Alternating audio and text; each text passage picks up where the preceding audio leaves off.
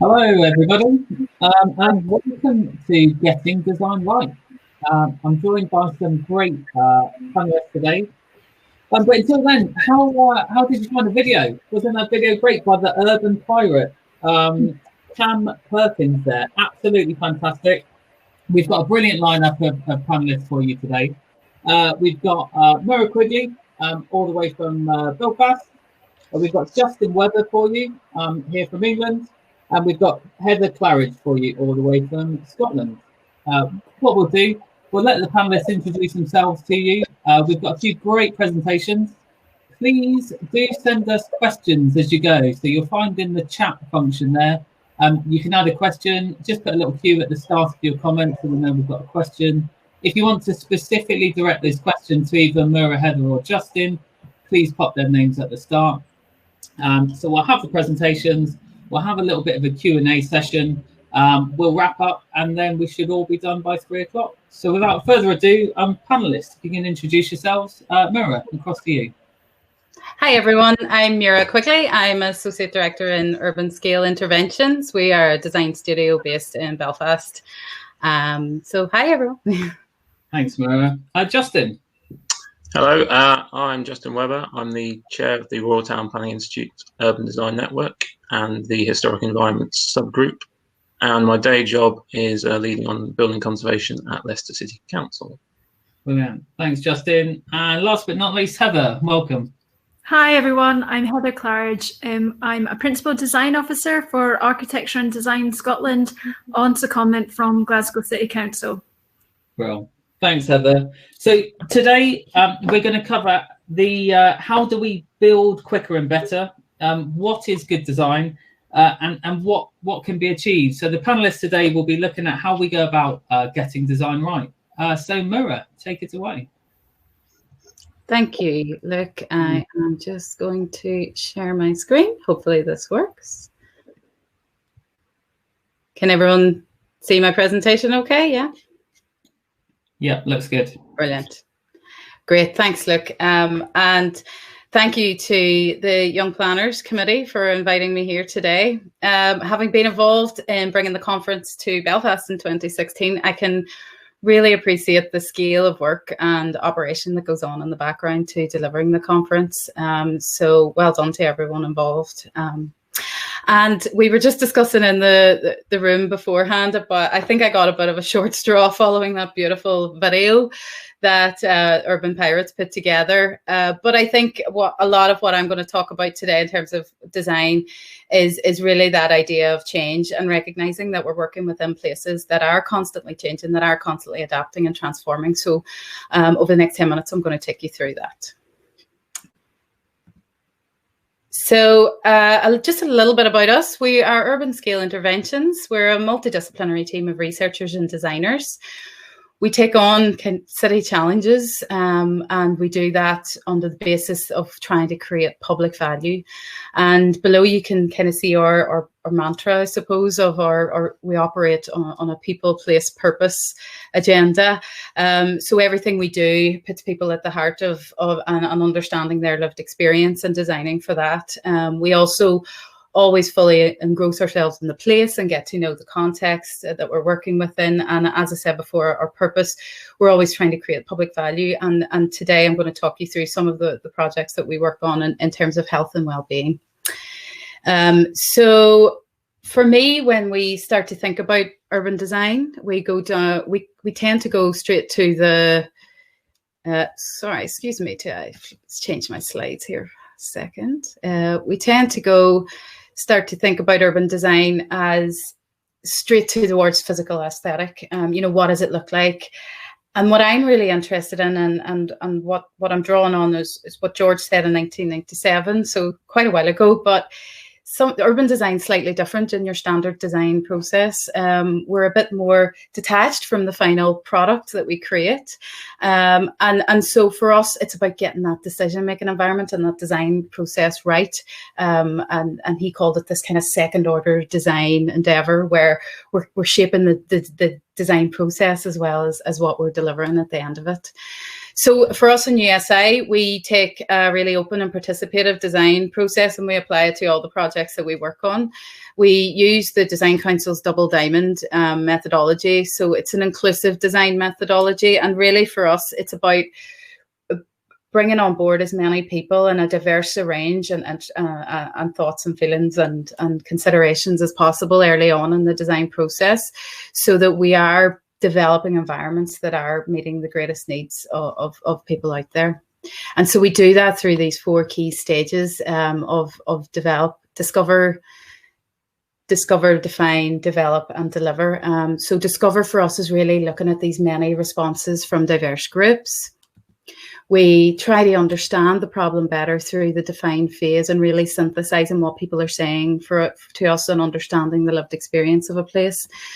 We then start to take those forward and develop them into design principles and ideas and key project ideas, and we test those and we prototype those and we seek feedback from those so that we can start to refine and create a better design ultimately at our 4th phase, which is the deliver, and that's really taking our ideas out there and putting them into the urban environment. So just to go back to their design process, and I think Campbell summed it up really well about 10 years ago now when he said urban design is in danger of becoming a technocratic exercise where we fall back on dumbed down solutions to deal with complex issues. And this hasn't worked in an environment where top-down, central state-led command and control is the prevailing norm. He said that our methods definitely don't work in an increasingly informal, local and bottom-up world. And for me, it's really looking at some of the headlines and the key thought pieces that we're reading and the research that's really come to light this year and really brought it into focus for us is, are we actually creating places that are keeping us well and keeping us healthy? So just to take you through very quickly a little bit of the kind of theoretical stuff of where I come at urban design from. We understand our urban environments are increasingly complex and uncertain, and we have this huge, messy urban system within which we have all these different interactions and different subsystems interacting together. And for me, it's really how we design within that environment. How do we understand that process of urban change over time, and how do we help through our efforts to try and steer that in the right direction? And a lot of that comes from my background, which is in resilience research and looking at how do we embed greater resilience over time. So just a couple of our projects that we've been working on this year. We're really lucky in USI that we have had our public health agency here in Northern Ireland have come. We've been working with on a number of projects, and they're extremely supportive of us using placemaking as a means to improve health and well-being and really looking at it from a design-led perspective. So this was a lovely project that we worked on this year, and it was an initiative to get local residents and neighbourhoods into what we call divided, distinct communities in Belfast to come together through activating the public space and creating, overcoming some of the contested spaces that are in around that area. So it was about coming up with bright ideas for improving your neighbourhood. The residents developed ideas through workshops that we put up. We developed RTPI here, which you can see, which everybody had a hand in building, and they planted out in the space as well. We also had coffee mornings and tried to tie in with as many things that were going on in the area as possible at the time. Residents then voted and came up with their top proposals, and we developed things like bird boxes that they could make and paint and put out on their front doorsteps. We gave out superhero packs for the kids, and that was a great way of getting them away from their computers during COVID and actually seeing how they can design their urban environment. And the thing really took legs and ran on us, and some of the streets started having competitions as to who had the best dressed streets and things like that. So for us, the outcome of this was about supporting people's mental health at a time that was quite critical, and children and young people in particular really developed a sense of ownership and a say in how they shape their street. And for me, that's a huge part of what I do, is if we can inspire our young planners and even those even younger than us to go forward. Another project that I've been heavily embedded in over the last 9 months is called Relink, and we were again asked by the Public Health Agency to look at cultural interventions for improving health and wellbeing along this city motorway in Belfast. The motorway was built right through the city, inner city, in the 70s, and what it did is physically divided the city and separated and created quite a different physical pattern of design. So you can see here quite insular design, quite disconnected.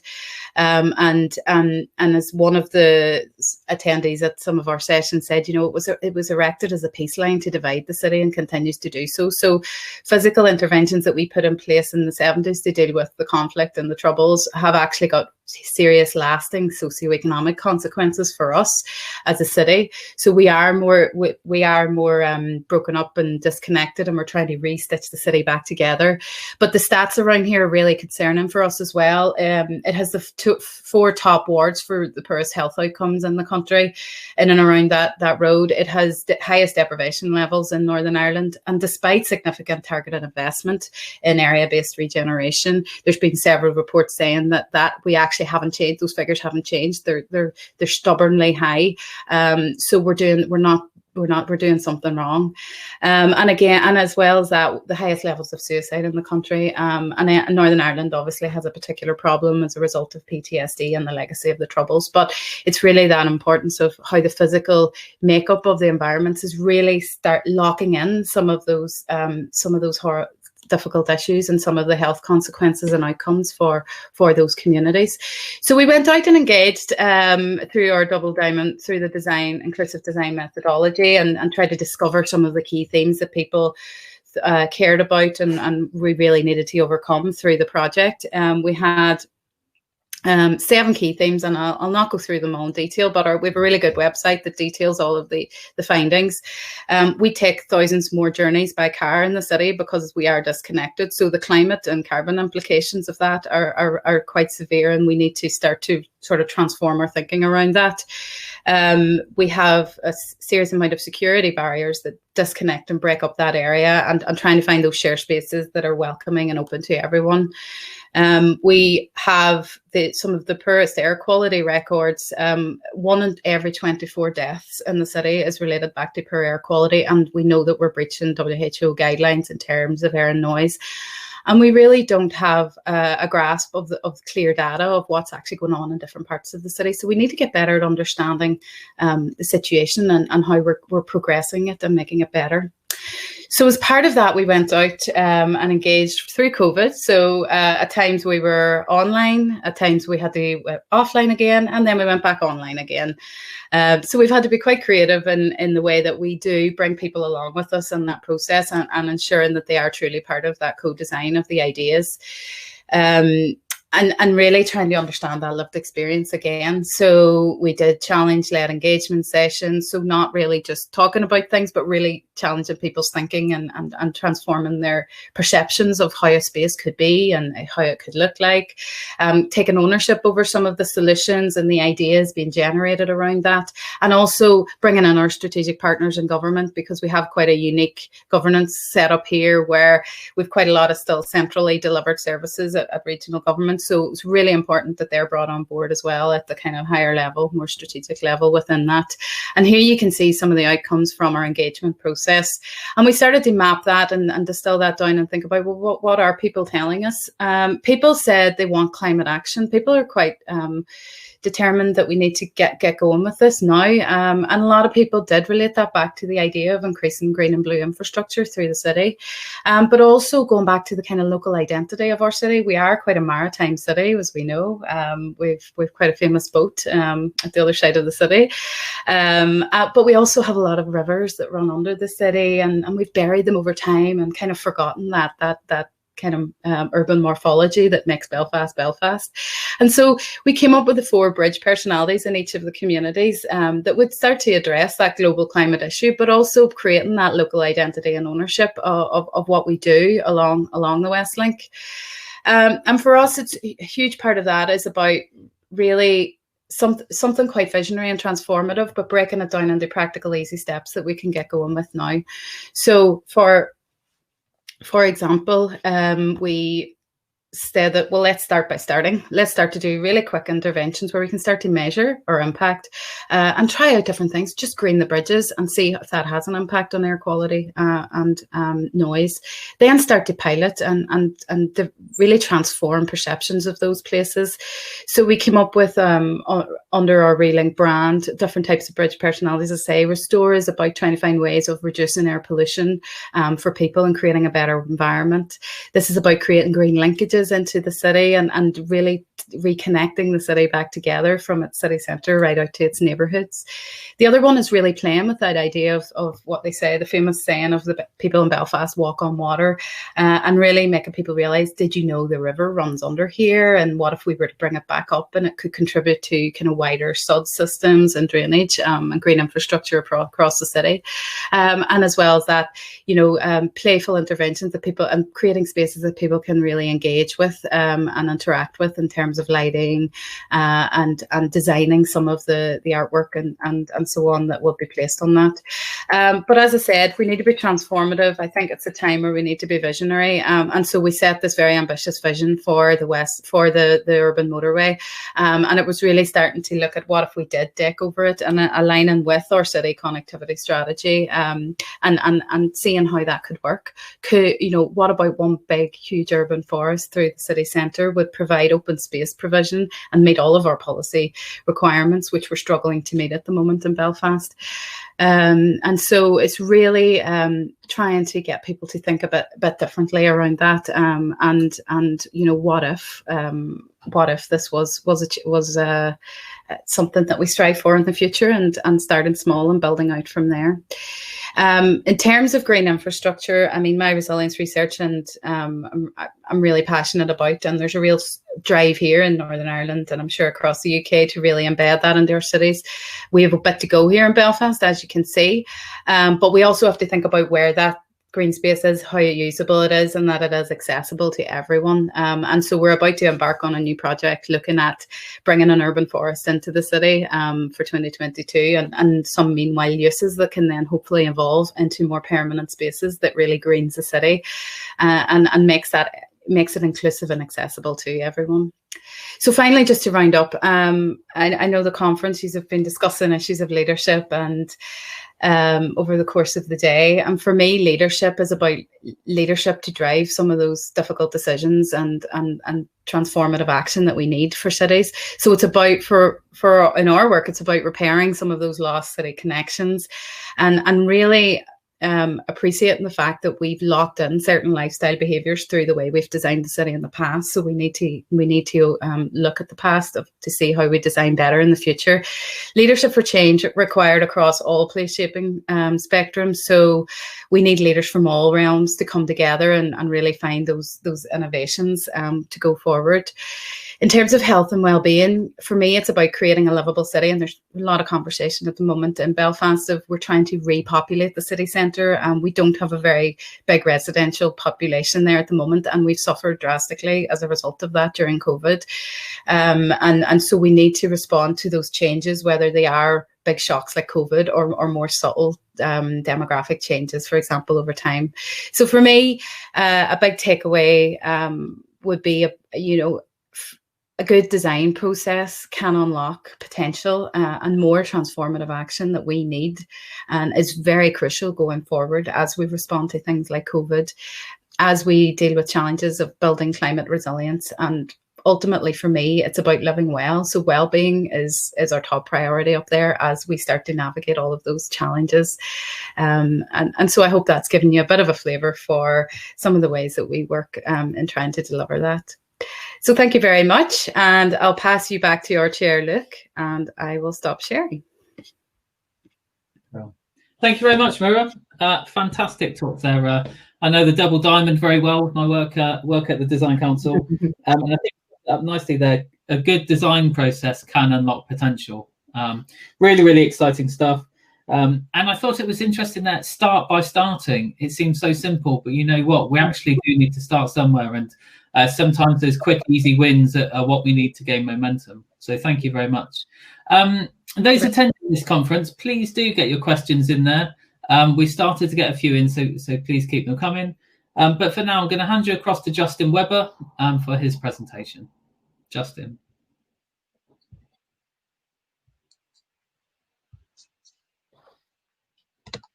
Thank you very much, Luke.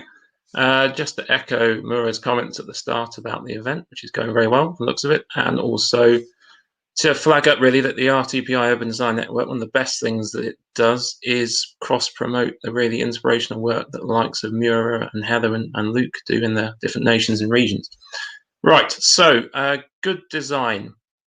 We kind of start with the sort of ideal city there on the top left, one of a series of Renaissance paintings showing the sort of utopia of its time.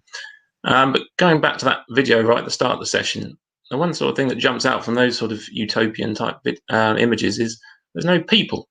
And that's a kind of failing of a lot of this sort of very detached planning that we need to sometimes get away from. So in one sense, we're more interested in the creation of space, not as an end in itself, but as part of something more holistic. So we should be looking to make placemaking that people can be engaged with. And there's an example from Leicester there on the bottom right, which is arguably a bit better in those terms. So what is good design? We could spend half an hour or more talking about this, but we won't. There's lots of different determinants of that you all have read before. For me, I think the big four really are functionality. Does it function work? Does it work? Durable? Is it going to last? Does it respond to context? And is there a degree of sense of place going on with it? Does it have character? Does it give you a sense of well-being to be there? So design was very important before the pandemic for lots of reasons, not least globalization, hypermobility. If people can live anywhere, can work anywhere, then you need to make the places that you're responsible for as attractive and interesting as possible. Obviously, things have changed a bit with the pandemic, and we have new sort of contexts in which to think about design. And a lot of that is about the fact that people are more working from home, so people are more concerned about their immediate residential environment, so things like internal space standards. But to kind of just take it out a bit there, this is in Leicester, where we've had a bit of a bad time in the last few months. And talking to our senior public health analyst last week, if you look at the number of COVID cases, they're actually remarkably localized, and there is a degree of kind of spatial definition to that. So this is an example of one of the areas which was much darker on that last screen, around the Highfields area, Spinney Hill, where we had the worst number of cases in the earlier part of the year. And as you can see, very tight urban grain, very small gardens, very, very deficient in public open space and green infrastructure, all very, very tight. Whereas over in the western side of the city, around the sort of Western Park area, there was basically no cases for most of the year and negligible cases in total. And again, you can see lots and lots of public open space, a much looser urban grain, and kind of a bit more space to move around. Now, that's not just a crude kind of analysis saying that we should go back to having much lower densities, because if you look at this example here, this is New Walk, which is a Georgian promenade that runs between the city centre and the University of Leicester. A remarkably successful piece of townscape, which kind of it still carries itself to now. And if you look at that, that's actually got sort of medium density. It's not that low density in total, but it has a really strong network of high quality promenades, walkways, intermittent sort of public open spaces that help break it up and mean that it's much easier to achieve those sort of wider, long-standing public health agendas like active travel. Interestingly, this links to some of the later aspects in terms of here, dating from the 1790s, there were a mixture of covenants and then later planning controls. And you can see that that kind of blended mix of both sort of pre-planning controls and ones that we would have now have helped ensure that it's actually a very successful area of development in terms of a very diverse architectural typology, but working to kind of generic principles like standard setbacks from the main footway, boundary treatments, that sort of thing. So just to quickly run through some examples of what you might argue a good design. So this is Winstanley House in one of the most deprived wards in Leicester, which was recently turned into a boutique hotel, and you can see a modern extension there on the listed building. Changing it dramatically, this is a service station down in Gloucester, a bit better than the average to say the least. This is a very successful residential scheme in Matlock. This is the High Line in New York, the famous raised promenade. This is the award-winning Accordia housing estate in Cambridge. And then this is the Olympic Velodrome. Now, as you can kind of see, they're all very different examples in terms of both use and their kind of architectural style, but they're all kind of unified in terms of certain key characteristics. They all have strong planning processes behind them, both in terms of things like conservation area character appraisals in advance, and also the work of planners in progressing those schemes forward. They all had high quality architecture, landscape architecture involvement throughout. And as you can see, they've all done something very good in terms of engaging with their context. Very different contexts, but they all respond positively to them. We also can see high quality materials and high quality landscaping. So there is some key principles there that we can see that aren't about subjective analysis of design styles, but actually are about high quality investment in good places.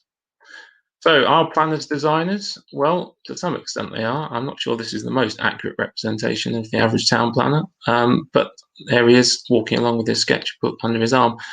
But actually planners are massively involved in design, if you think about it.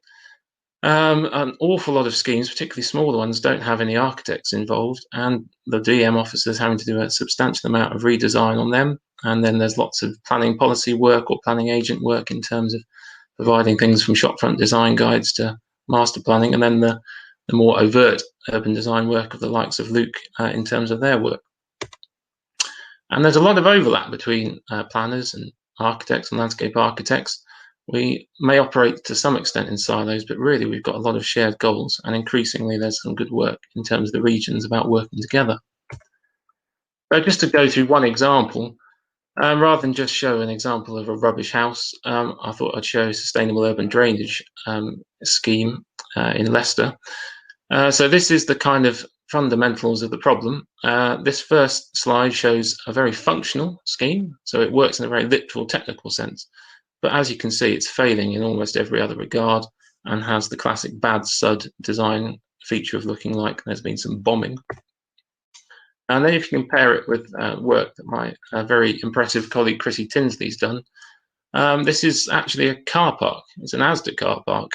So linking back to that service station, there really is no excuse for not raising the bar when it comes to what are potentially quite utilitarian sort of levels of infrastructure and use classes.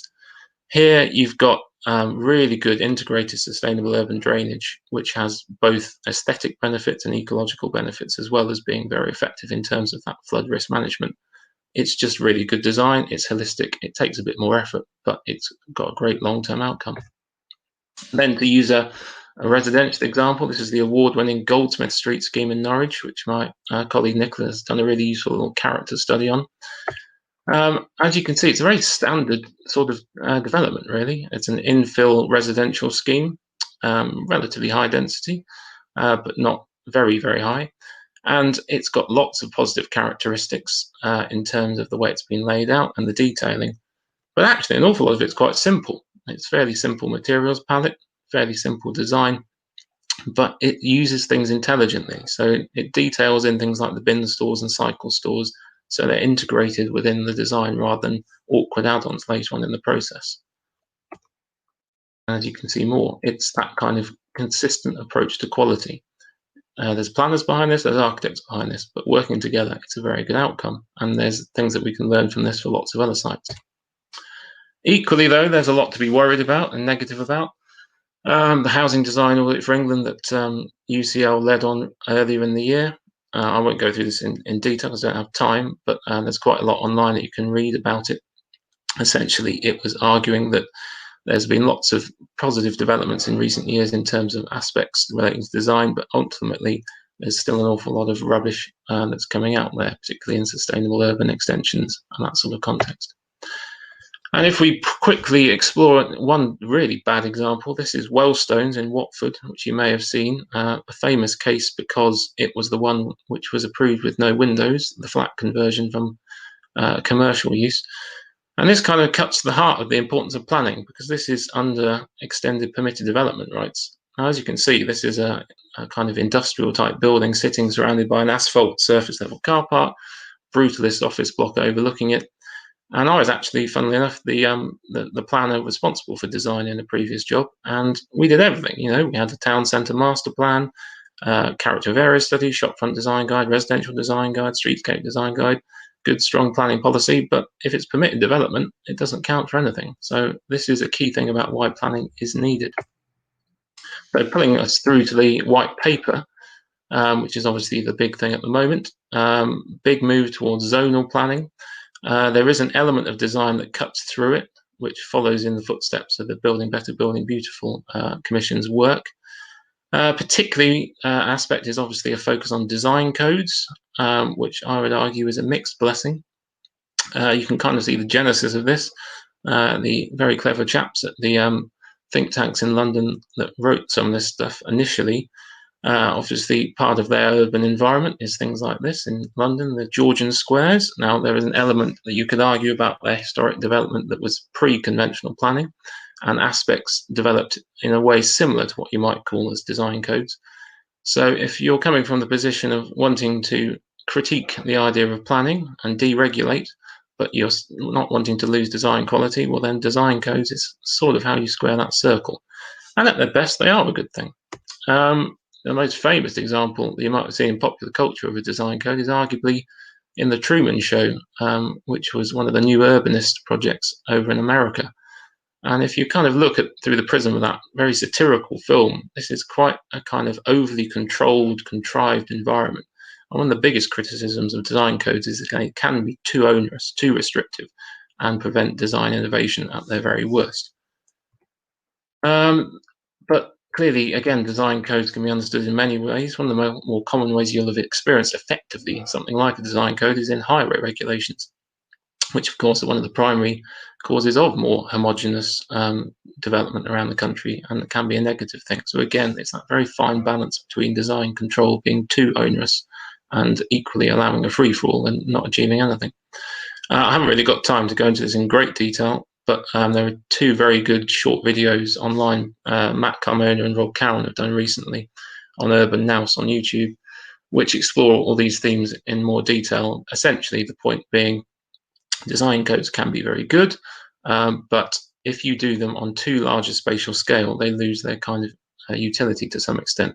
So the best design codes are relatively short and compact, and they're also place-based, so they're based on particular areas. So the one example there from Upton, a suburb in Northampton, that was a design code based on a particular urban extension, and it was pretty good at helping set the kind of design parameters. And that scheme, you can argue about some of its outcomes, but it is overall demonstrably better than the kind of equilibrium. As you can see, design codes can manifest themselves in a kind of more contemporary architectural language or a more traditional one. And ultimately, as evidenced by the likes of UCL, their outcomes are better than not doing it with design codes. But again, there are these complications and also concerns about capacity to deliver more design codes nationally in a short space of time. So to end, I thought I'm not going to do a poem, but I'll do sort of 6 top tips from planning about good design. Number 1, if you're designing something or involved in a scheme, always consider, well, actually, would I use that? Very optimistically located 4 benches here, staring at the blank retaining wall of a underpass. Funnily enough, I've never seen anyone actually using them in all the time I lived near there. Context is key, and also kind of working with it. This is a conservation area in Leicester, albeit an older picture of it. And that there you can see a sort of average sort of 2-story, 2.5-story building heights around there. And then if you chuck in a scheme like this, it's unlikely really to land very positively. The point is, really good quality architecture is not going to overcome that fundamental townscape dynamic. Also, it doesn't matter how many times you use the word landmark, node, gateway, we're still not going to be comfortable with you building 20 stories in an area with sort of 2 to 3 stories. It's not going to work. Equally, from the other side, it's important not to be too onerous in terms of the paperwork. I once came across a shopfront design guide that was over 100 pages long. Planning agents have got far better things to be doing than reading that. It was a perfectly nice document, but you need to get some brevity in there. It needs to be to the point. And equally, design is important to get it right. If you go to the average design review panel or the average overworked development management officer, one of the biggest banes of their life is inaccurate drawings. Even a good scheme, if presented badly, isn't going to help it get through the system. So get it accurate, get the drawings accurate. Increasingly, people are asking for verified views, which is quite a good thing because it means you avoid some of this sort of stuff. The materials, right. The number of times people put in inappropriate materials, and then again it clogs up the system as we have to kind of go back and forth. As you can see on the left, timber cladding run down to pavement level isn't a great idea. It's a natural material. When you kick the puddles into it, it will rot. Equally there, a much older example, but very sad. If you're going to do a memorial tablet, don't do it in slate because slate delaminates. And then that means it all falls off and you can't read it anymore. So it's about understanding materials, especially if they're such an integral part of the design success of schemes. And finally, I alluded to the value of getting design detail integrated earlier on. Retrofitting is rarely a good thing, as with this terrifying example of, I think it's meant to be for disabled access to a station in Eastern Europe. It's much better to design these features in earlier on in this process, cheaper as well, and also likely to look better. And that is that. And I just encourage you that if you have time to join the Urban Design Network and access more events and newsletters and that sort of thing. Thanks very much, Justin. Great presentation there. Like Justin said, he heads up the Urban Design Network. He mentioned Matthew Carmona there. The Urban Design Network have got an event on Monday, the 7th of December. I'll pop a link there, so we'd encourage you to join. Thanks very much, Justin. Heather, now over to you. Yeah, great. I'll just share my slides. Can you see that all? So, yeah, that's good. Brilliant. So, place matters. The COVID-19 pandemic has brought this into sharp focus, highlighting the need for greener, more connected places with opportunities to lead healthier lives. So I've called my presentation Designing the Places We Want to Live, as good design for the everyday feels even more important. As I've mentioned, I'm a planner and designer on secondment to Architecture and Design Scotland, Scotland Design Agency, from Glasgow City Council, and I've been there since July last year. I've joined an organisation who shares the belief that design goes way beyond making things look beautiful. It has the power to change lives. And this is important as we grapple with how we design our way out of the current COVID crisis, wider health crisis, and growing climate crisis. And it's been the latter that I've been focusing on for my secondment, exploring how we design for a changing climate and deliver more carbon conscious places that we all want to live in. Through this work, 8 principles to support better design of carbon conscious places and in turn healthier, more social places have emerged. These principles are not intended to be a rule book, but instead help encourage that whole place approach. And I want to pick out a few just to talk about them and explore some examples of them. So the first principle is a place-led approach. This involves understanding, appreciating, and working with existing assets, the surrounding landscape, and place identity, using the right type of intervention at the right stage, scale, and location. A key principle for the design process, and I've picked the Place Standard tool as a good example of this in action. It's a collaborative tool which is used to engage people with their place through 14 themes. It was used last year in Edinburgh to assess the Granton Waterfront Master Plan to understand how it was working with the existing landscape and creating an appropriate identity to the new neighbourhood. The next principle is a place of small distances. This could be recently recognised as a 15-minute or 20-minute neighbourhood concept. It involves creating complete and self-sufficient neighbourhoods with everyday services and facilities within a short walking or cycling distance.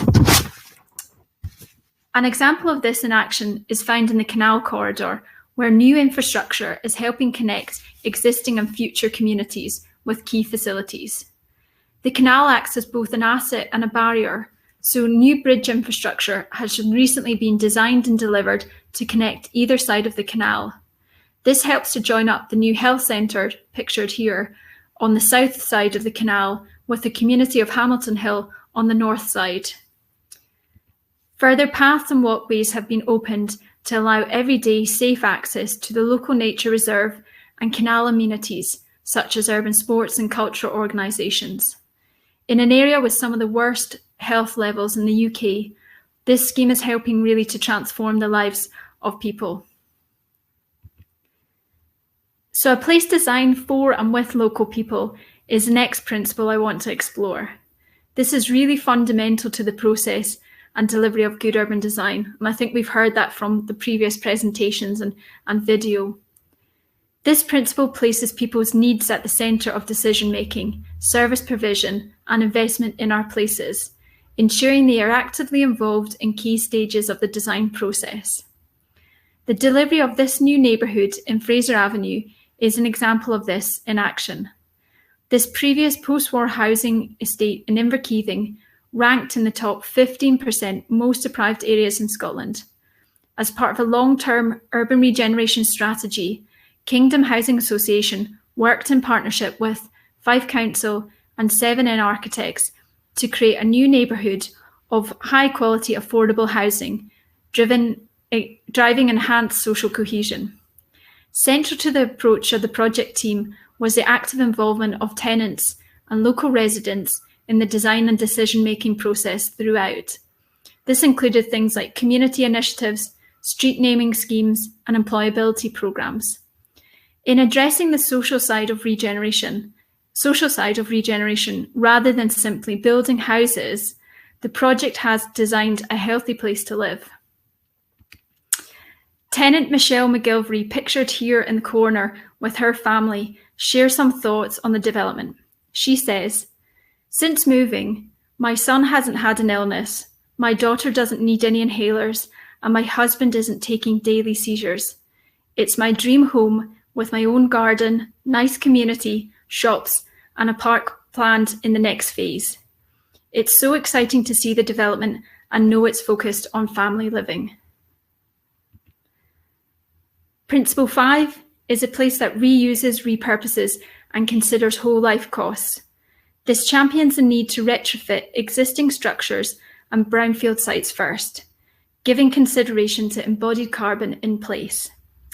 Viewing structures as material banks with components which are reusable, demountable, and resaleable, and considering the cost of the entire life cycle of a structure rather than its initial capital costs.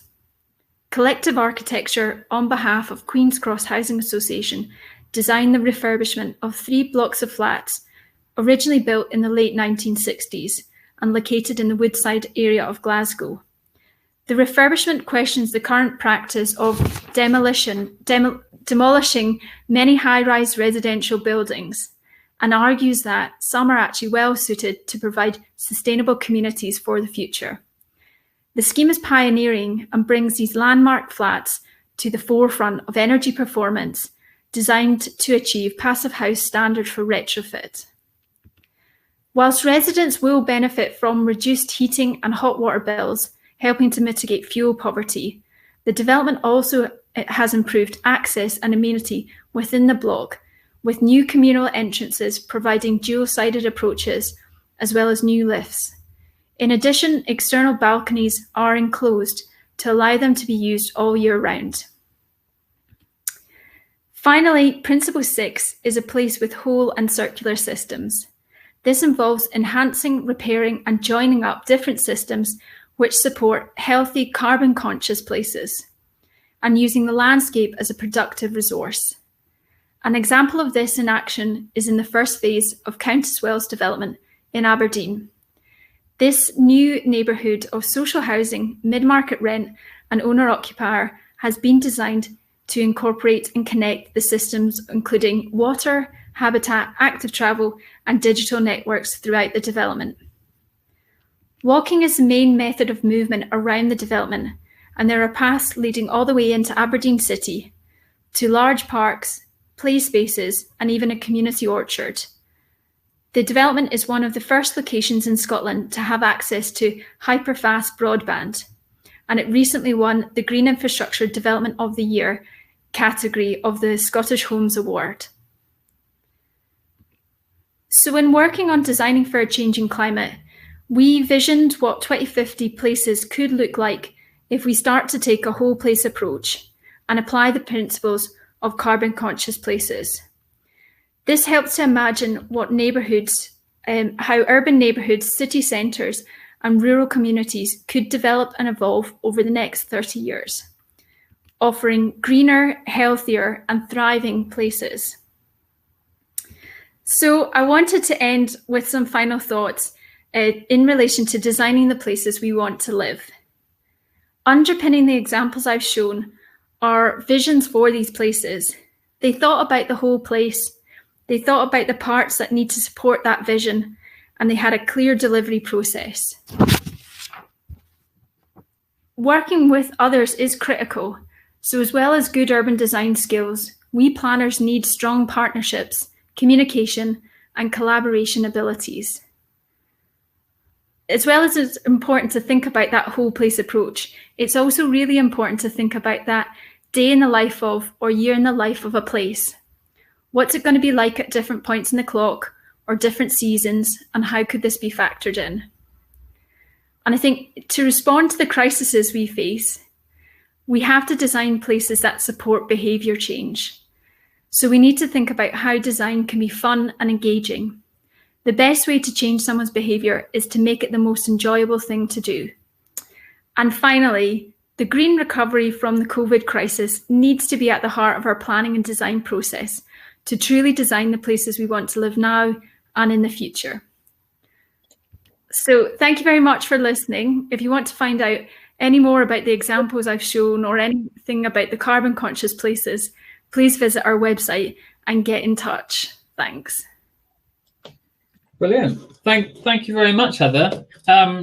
Really nice to hear you talking about we need to understand how places work at different points of the clock and throughout different seasons. I think we need to remember that, yeah, we're designing throughout, different times of the day, different times of the year and different years throughout to be resilient.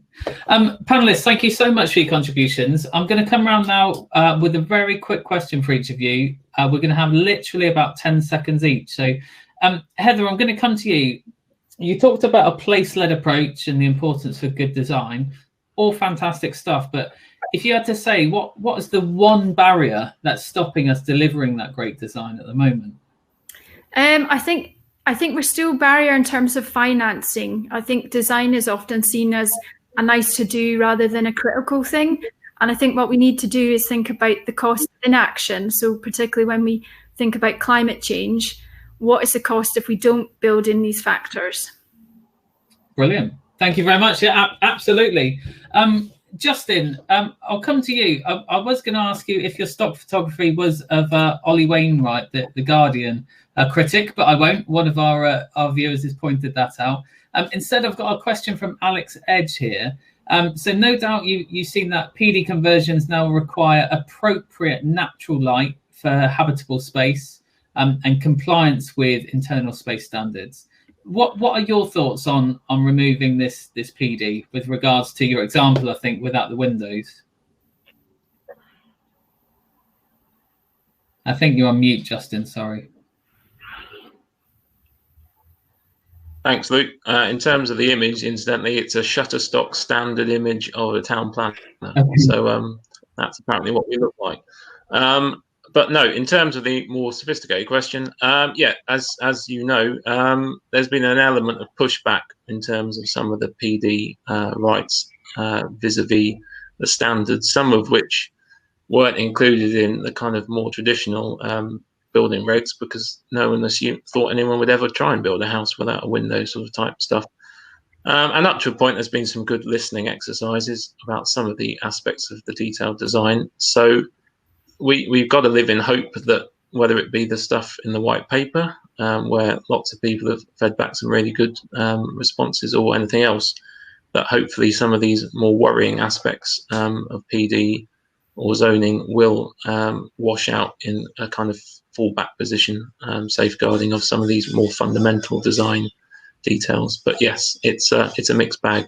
Brilliant. Now and going forward. And Mura, again from Alex, thanks very much for your contributions, Alex. Alex asked, in the examples that you were giving there, did at any point you create sensory maps? He's interested to know if you thought about interaction opportunities in respect of the 5 senses. Yeah, I love that question. Thanks, Alex.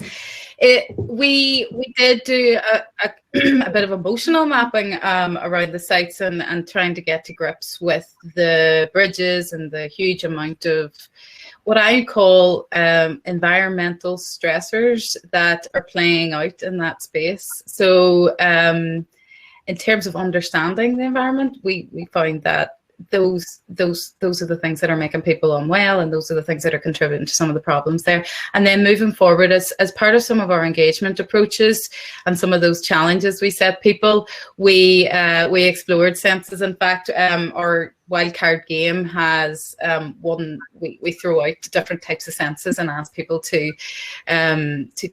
design ideas around those. So people were coming up with ideas around taste and smell and light and sound. And now we're moving into more detailed design, where we'll start to pick up on the site-specific elements of that and how that plays out as we move forward with the project. So yeah. Brilliant. Great stuff, Mura. Absolutely fascinating panelists. I'm going to draw the session to a close there. I think what we've learned today, summarising, is it's really, really important to understand places, to go to places, to analyse them, to see what they're like, to feel them. Like Heather said, go when it's raining, go when it's snowing, go in the morning, go when it's dark, go when it's light. Collaborate, talk to each other, work, like you guys were identifying, work with landscape architects, designers, developers, planners, stakeholders, engage with the community. Heather talks a lot about engaging there, and integrate design early on. Make sure that design is a golden thread, as it were, throughout the whole entire process, and make sure that you do that. So I want to give thanks to all of the panelists, to Mura, to Heather, to Justin. Thank you all very much. I want to give Cam Perkins a big shout out, the Urban Pirate. What a way to kick off a session. So Cam, thanks very much for you. And I'd also like to just extend a thanks and congratulations to all of the young planners involved in putting this event on. Absolutely fantastic event. And for those of you that don't know, Dipti Patel has been running around behind the scenes doing all of the hard work so it all runs as smoothly as it can. So thanks very much to you as well, Dipti. So panelists and delegates, thank you all, and enjoy the rest of today's session. Feel free now to go back to the expo and join the networking event. Thank you all very much. Thank you.